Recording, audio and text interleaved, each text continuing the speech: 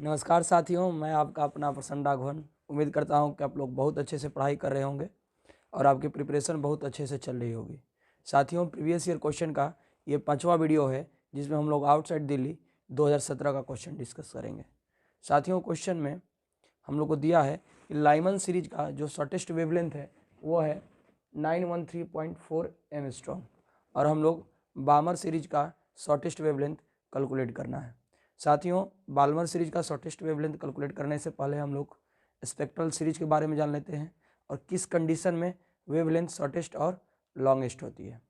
साथियों, according to Bohr model जो nucleus होता है वो सेंटर में होता है और इसके अराउंड इलेक्ट्रॉन फिक्स्ड ऑर्बिट में इसके अराउंड इलेक्ट्रॉन फिक्स्ड ऑर्बिट में रिवॉल्व करेंगे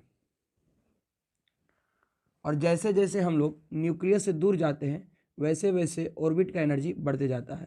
इसको हम लोग पहले ऑर्बिट को n=1 बोलते हैं, जिसको ग्राउंड स्टेट भी बोलते हैं, और इसको n=2 इसको फर्स्ट एक्साइटेड स्टेट भी बोलते हैं।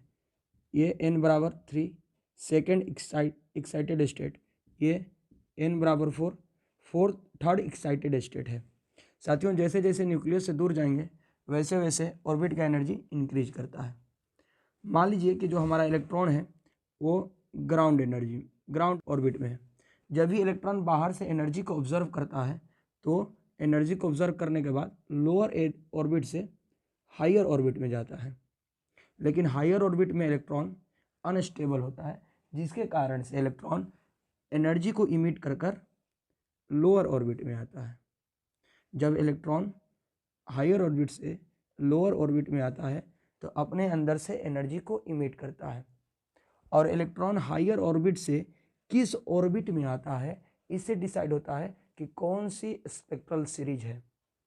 फॉर एग्जांपल, जब इलेक्ट्रॉन हायर ऑर्बिट से लोअर ऑर्बिट n=1 में आए तो उसे हम लोग कहते हैं लाइमन सीरीज।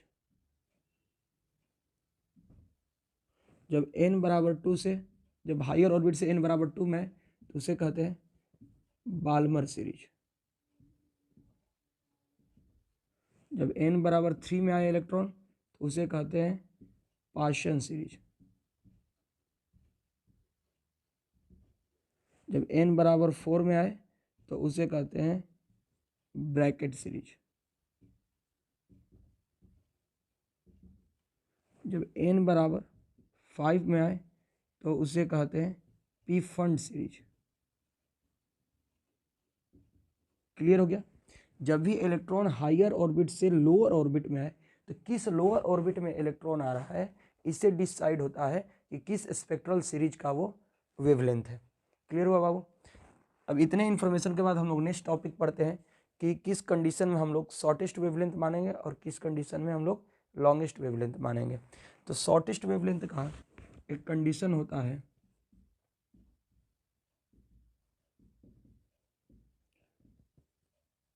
शॉर्टेस्ट वेवलेंथ का कंडीशन एक ही है बाबू कि सबसे बड़ा ट्रांजिशन हो, longest transition.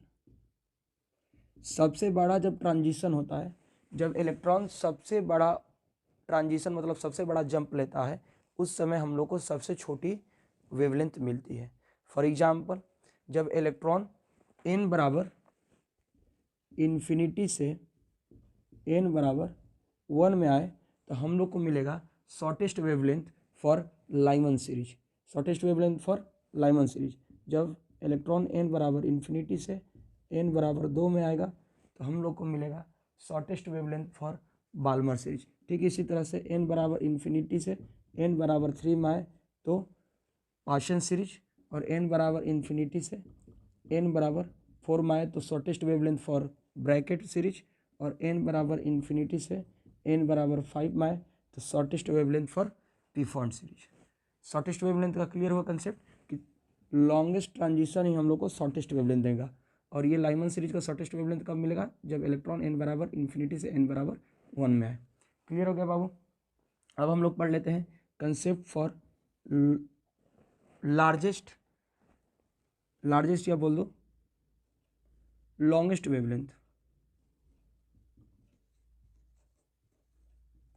Concept for longest wavelength.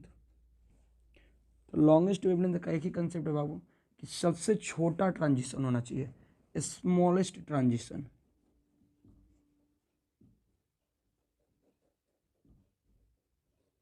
Smallest transition बोले तो जितना सबसे छोटा ट्रांजिशन होगा उतनी हमको सबसे बड़ी वेवलेंथ मिलेगी। फॉर एग्जांपल लाइमन सीरीज का जब इलेक्ट्रॉन n बराबर 2 से n बराबर 1 में आए तब हम लोग को लाइमन सीरीज का लॉन्गेस्ट वेवलेंथ मिलेगा।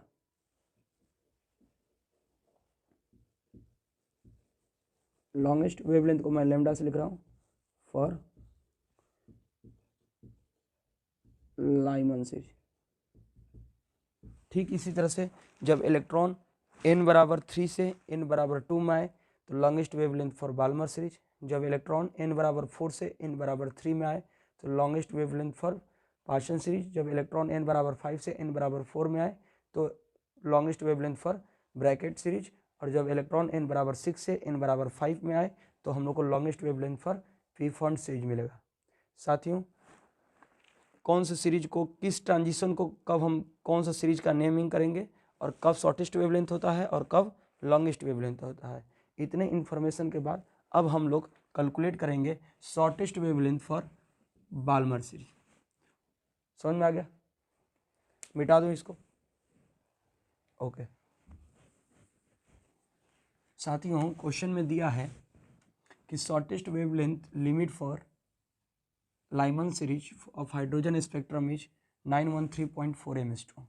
साथियों हम लोग को जैसे कि मालूम है कि वेवलेंथ का फॉर्मूला आता है 1 by lambda is equal to R 1 by N F square minus 1 by N I square, जहाँ पर lambda wavelength, R Rydberg constant, N F final orbit जिसमें इलेक्ट्रॉन आ रहा है और एन आई इनिशियल ऑर्बिट जहाँ से इलेक्ट्रॉन आ रहा है, जहाँ पर इनिशियली है। तो हम लोग को क्वेश्चन में गिवन है कि shortest wavelength for Lyman series दिया है 91.3.4 एमस्ट्रॉन्ग। ठीक है, एमस्ट्रॉन्ग लिख दे रहा हूँ। एमस्ट्रॉन्ग मालूम होगा यूनिट होता है एक लेंथ का जिसका वैल्यू होता है 10 की पावर 10 मीटर एमस्ट्रॉन्ग। आर को एज इट इज रहने देता हूँ। अब हम लोग को शॉर्टेस्ट वेवलेंथ लाइमन सीरीज का दिया है तो लाइमन सीरीज के लिए शॉर्टेस्ट क्या होगा, इनिशियली और इलेक्ट्रॉन होगा इन्फिनिटी पर, n बराबर इन्फिनिटी पर, और फाइनली कहाँ पर आया होगा n बराबर 1 पर।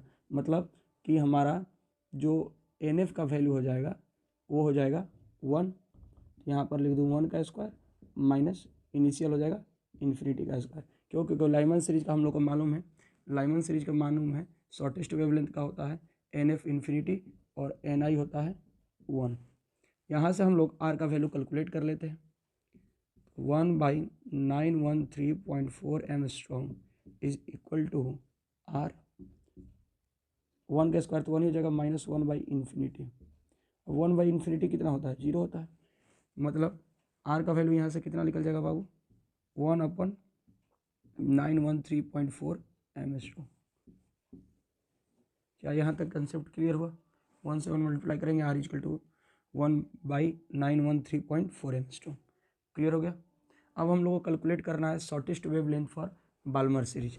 तो वेवलेंथ का तो फॉर्मूला वही होगा 1 by lambda is equal to R 1 by N F का square minus 1 by N I का स्क्वायर। साथियों shortest wavelength for Balmer series के लिए इलेक्ट्रॉन इनिशियली कहाँ से आना चाहिए, इन्फिनिटी से, और फाइनली कहाँ पर आना चाहिए, एन एफ का वैल्यू कहाँ पर आना चाहिए, 2 पर।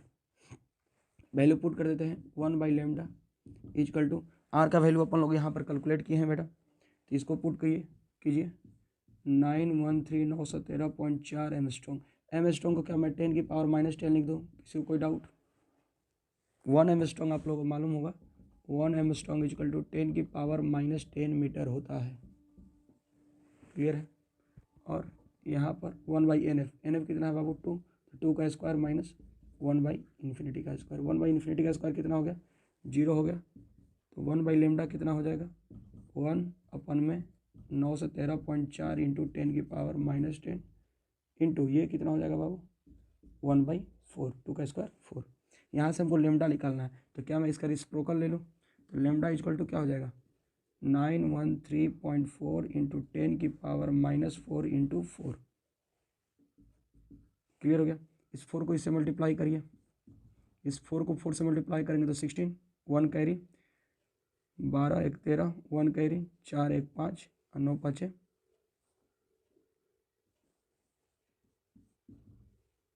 9 4 36 इंटू 10 की पावर -10 मीटर। इसको एंगस्ट्रॉम फिर से लिखना है तो लिख सकते हैं 9653.6 एंगस्ट्रॉम। ये shortest wavelength for Balmer series होगा। साथियों, उम्मीद करता हूँ आप लोगों को समझ में आ गया होगा। मिलते हैं नेक्स्ट वीडियो में। Thank you. जय हिंद।